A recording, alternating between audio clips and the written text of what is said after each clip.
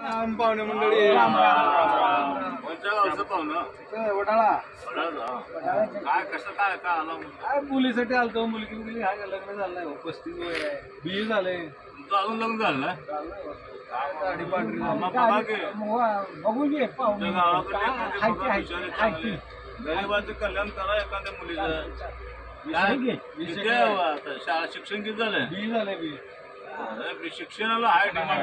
किती मुलगी व्यवसाय शेतीवाडी काय आहे का? 20 एकर शेत आहे. मग एक हाय मुलगी आहे त्यांच्या गावा शेजारीच आहे. अपंग आहे, चालते का? पाणी सगळे असं चालते. अपंग थोडं पाहत अपंग आहे. थोडी असते काय होते बघतो टेन्शन घेऊ नका काय. आणि बघू तुमचं काय टेन्शन गाव जांभरे पुन्हा तर लेखी जर पोरा तर चांगलं झालं मग आपल्याला कुठल्या गावाला? पिंपळा पिंपळा जवळ आहे. तुमचं काय वडाळा आहे तर तिकडे असं पिंपळा मधनच गेलं तर होते. 15-20 मिनिटाचा रस्ता नाही गाडीवर. काय आपल्याला नको उलटा बिलटा काय नाही.